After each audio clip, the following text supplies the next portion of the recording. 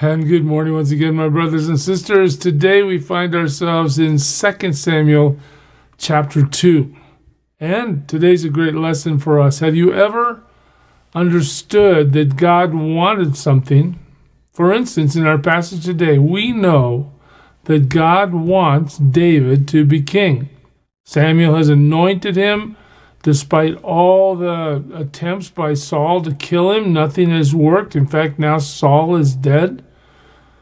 But David's not just going to be handed the throne, even though this is God's will for him. And sometimes it looks like you and I, David is a good example, we have to struggle. God puts us in situations where we have to learn how to trust him, where we learn how to wait, and we let him do what he wants to do in his time. And that last little phrase hurts a lot of us, in his time. We don't like to wait. We want what we think we want, or what we want the way our problems should be solved. We want it to be done now. And God says, no, let me show you something. You're going to wait. You're going to struggle. You're going to have a moment or 2 or 5 or 10 where you're uncertain that I'm even still in the picture. And then I'm going to move to make sure you understand that the only reason, whatever it was that you were chasing, the only reason it happened was by the power of God. We'll see it today in David. In the course of time, so time is passing, Saul is dead, David's still in Ziklag. What does David do? Well, this is a characteristic of David's whole life. What does he do? He inquires of the Lord. Lord, you need to help me understand. Here's what I want to do. Shall I go up to one of the towns of Judah? And the Lord said, go up. David asked, where shall I go? To Hebron, was the answer the Lord gave him. So David went up there with his 2 wives, Ahinoam of Jezreel and Abigail, the widow of Nabal of Carmel. So now we see David moving from Ziklag to Hebron. Okay, well, David also took the men who were with him. So there's 600 guys that have families. Each with his family, they settled in Hebron and its towns. So this had to take more than a couple of days, right? Weeks, months. In the end, David has relocated his whole army, their families, and he himself with his 2 wives to Hebron. The men of Judah came to Hebron.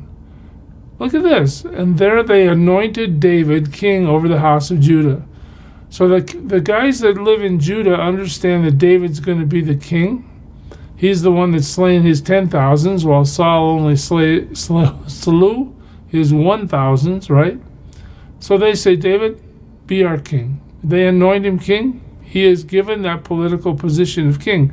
Judah, if you recall, is in southern Israel, the south part of the occupied territory that the Israelites have, the promised land. So, okay, when David was told that it was the men of Jabesh Gilead who had buried Saul, this would be people to the north. He sent messengers to the men of Jabesh Gilead to say to them, the Lord bless you for showing this kindness to Saul, your master, by burying him. In other words, I appreciate the fact that you respected him enough as the Lord's anointed to treat him kindly, even in his death.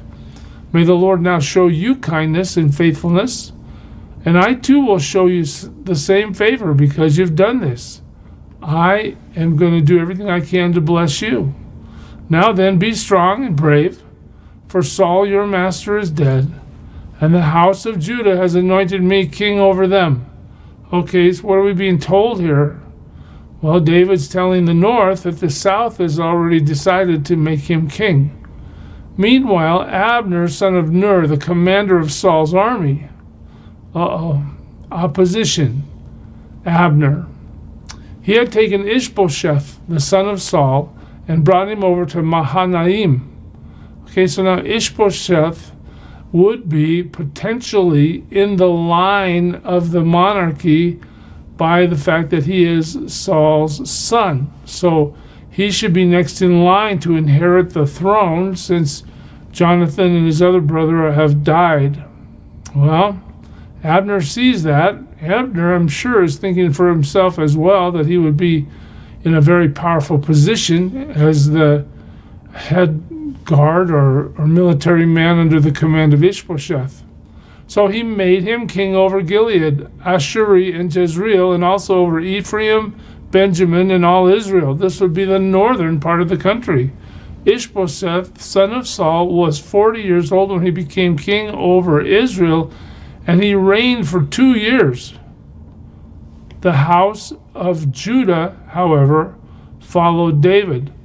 So look at that.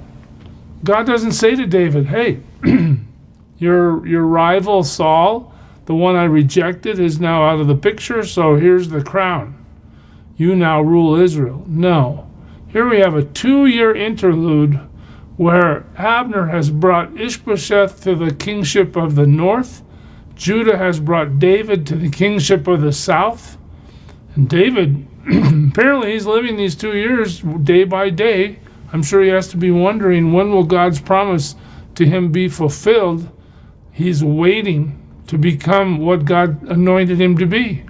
Well, the length of time David was king in Hebron over the house of Judah was 7 years and 6 months. So we know that 2 years Ishbosheth was king. We know that David was king 7.5 years.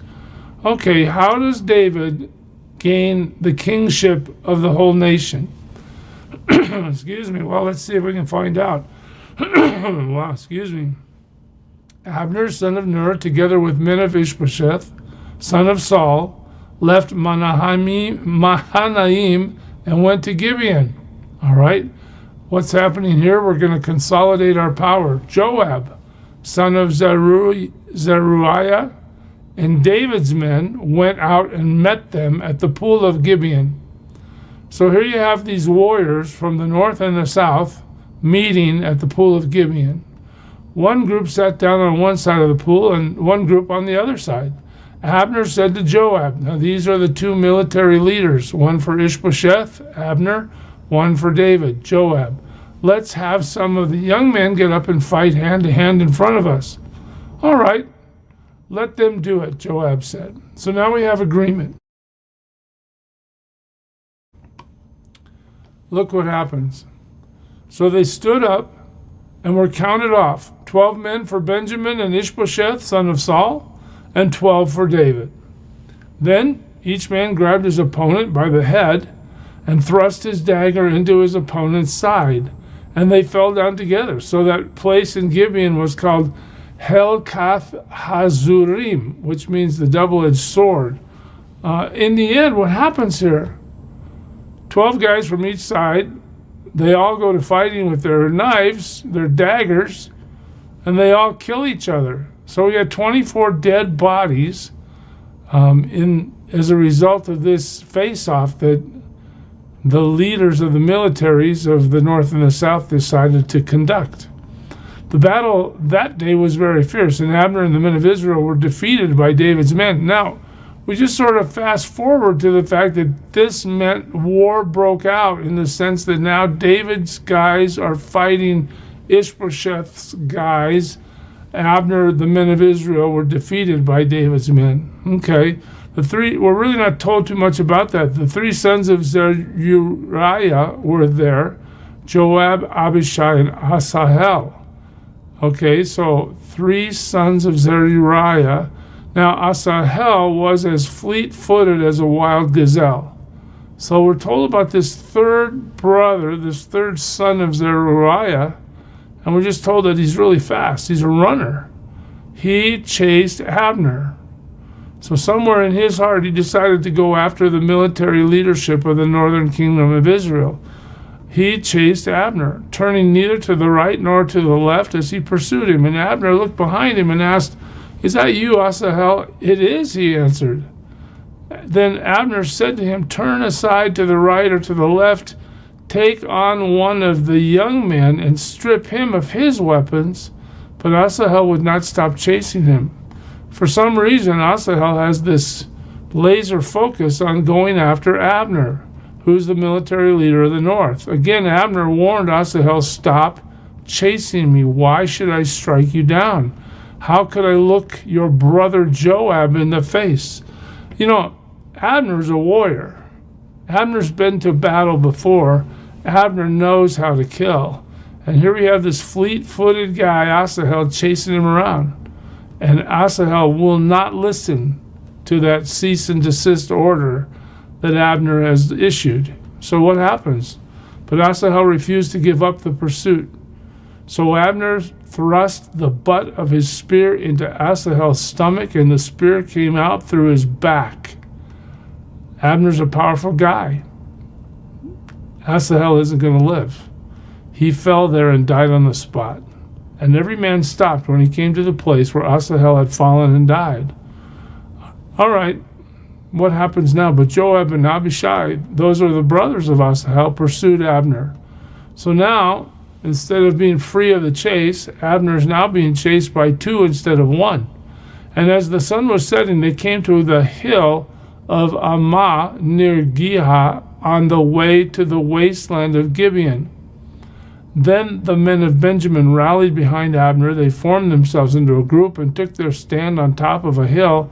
Here we go. We're going to have a fight. Again, we've been having nothing but international, I guess I should say, within the people of Israel, all they've been doing is fighting each other, tribe against tribe, north against south. Here we go again. They're about to fight again. Abner called out to Joab, "Must the sword devour forever? Don't you realize that this will end in bitterness? How long before you order your men to stop pursuing their brothers?" And Joab answers, "As surely as God lives, if you had not spoken, the men would have continued the pursuit of their brothers until morning." In other words, our intention was to come and kill you for sure. So Joab blew the trumpet, and all the men came to a halt, and they no longer pursued Israel, nor did they fight anymore. So through Abner's admonition, Joab calls off his guys, and there seems to be a relative peace, at least a truce for the time being.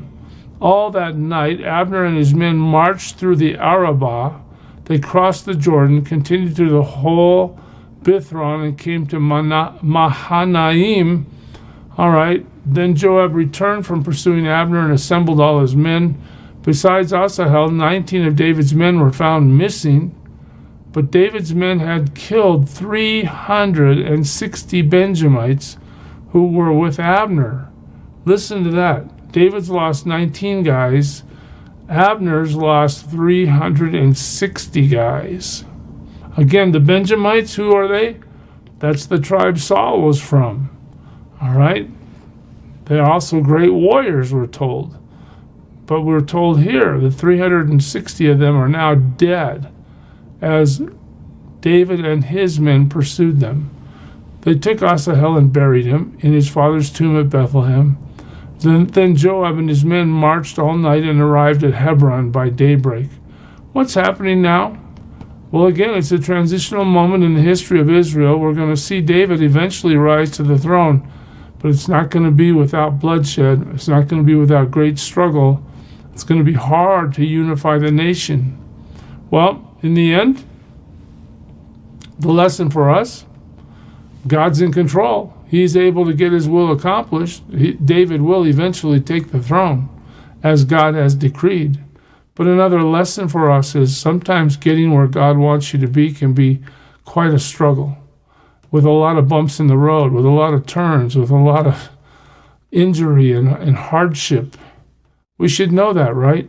Jesus is right where God wants him to be, doing exactly what God wants him to do, and he's getting crucified as he obeys his Father.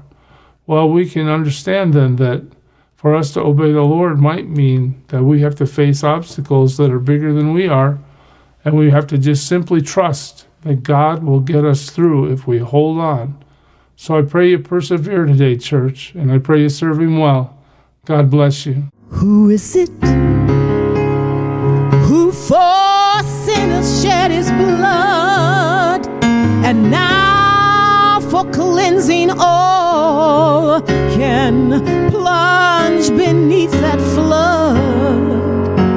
It's Jesus. But do you know who he is?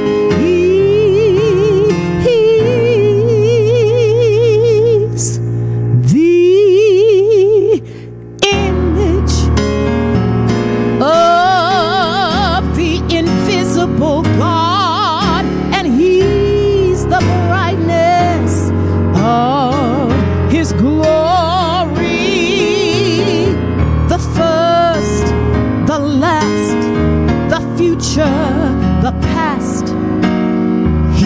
God.